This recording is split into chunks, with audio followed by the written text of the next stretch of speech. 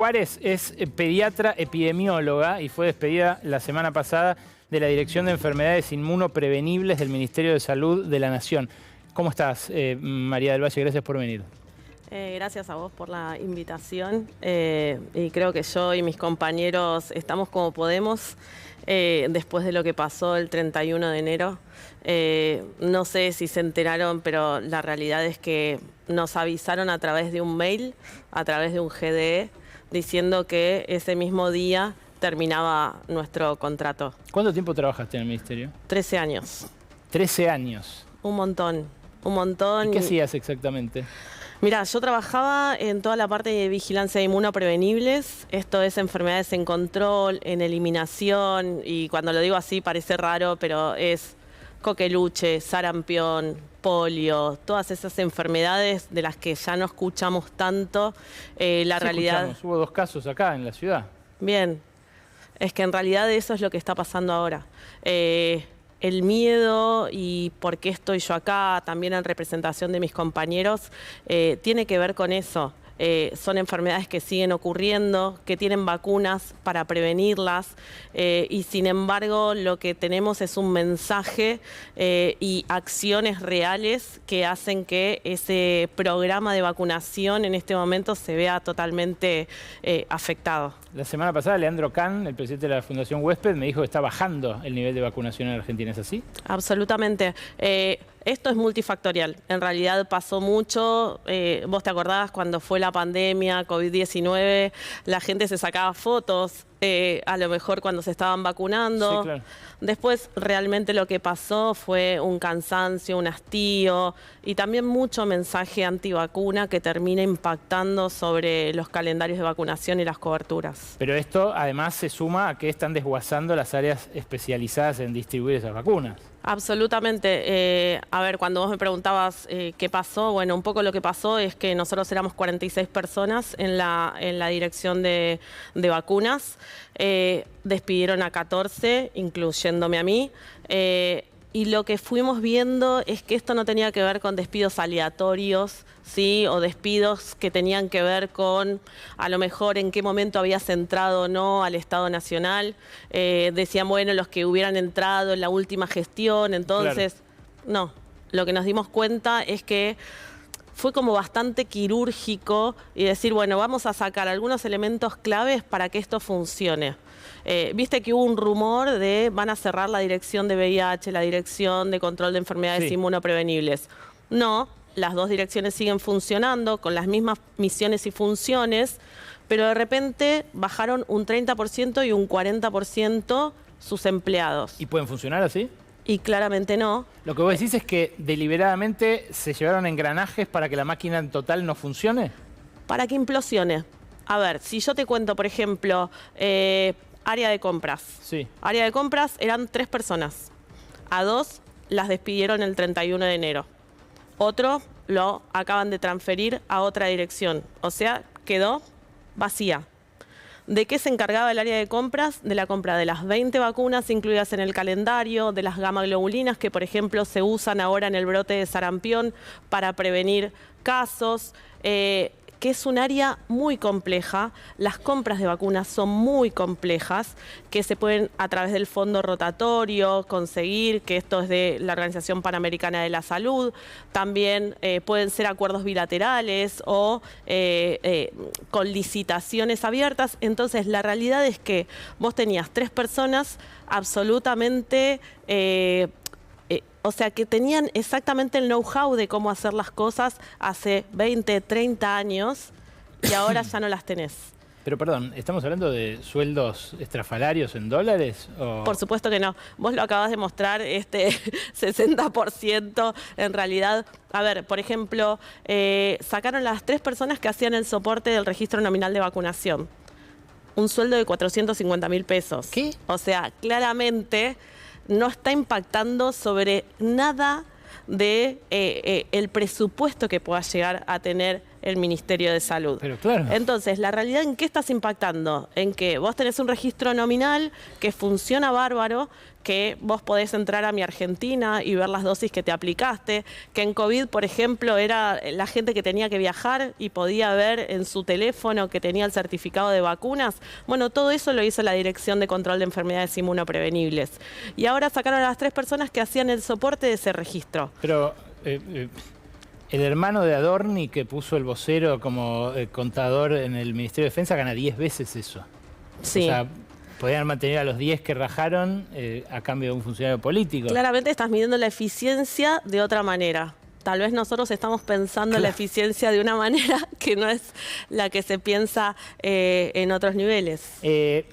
¿Qué es lo que querés decir vos cuando, por ejemplo, hace poco en una comisión del Congreso, creo la semana pasada, después de que pasó lo de los despidos, dijiste que eran 46 personas para cuidar a 46 millones. ¿Qué puede entrar en riesgo a partir de estos rajes?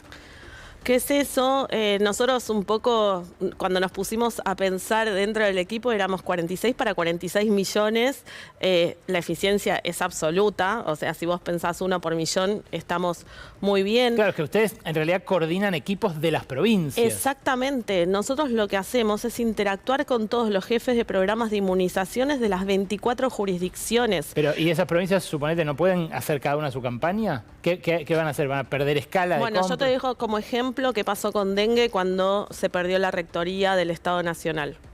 Cada una de las provincias empezó a comprar por su lugar, no se decidían en qué edades vacunar, a quiénes vacunar, cuándo, dónde.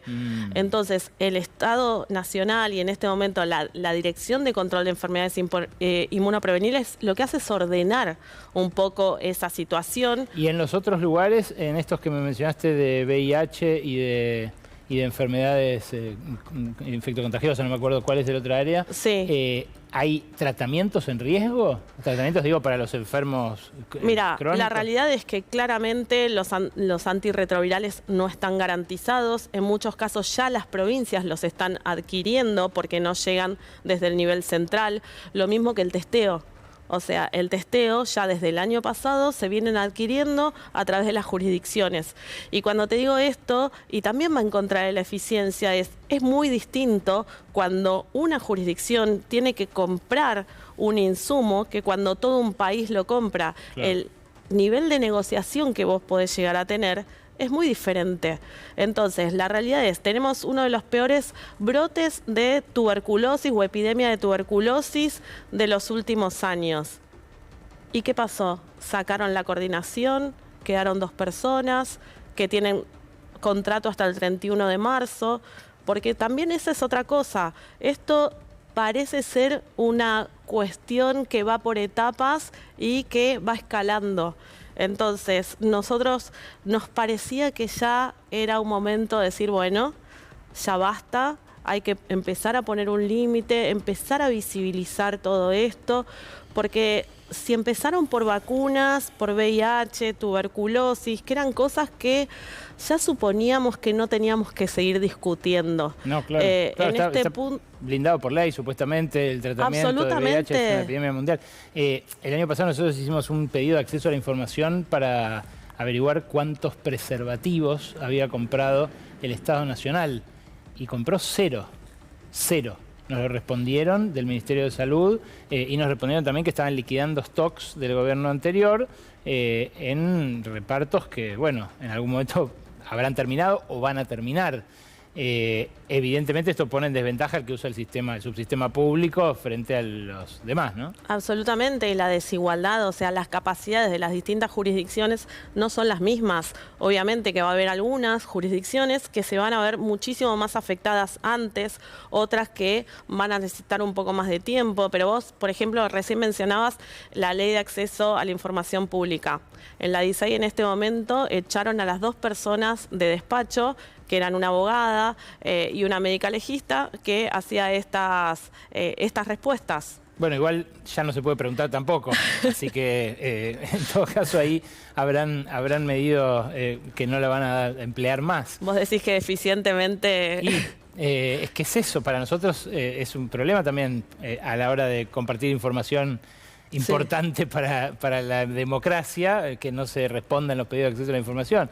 Sí. ¿Quién se beneficia con este vacío en términos empresarios, en términos económicos? Digo, las prepagas, los dueños de sanatorios. Te pregunto porque Mario Lugones, el ministro de Salud, bueno, tiene sus vínculos, ¿no? Viene de ese mundo.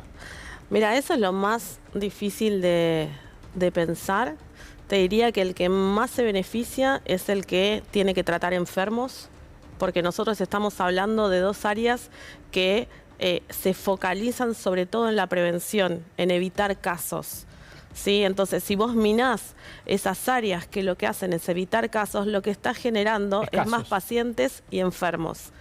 ¿Quién se beneficia? No sé, pero dejás de comprar vacunas, empezás a necesitar camas, empezás a necesitar respiradores, antibióticos, antivirales, etcétera. Claro, encima, eso en términos de eficiencia es más caro. Totalmente. ¿No? Una dosis de vacuna contra virus incisional respiratorio te puede salir $60. Es carísimo, sí.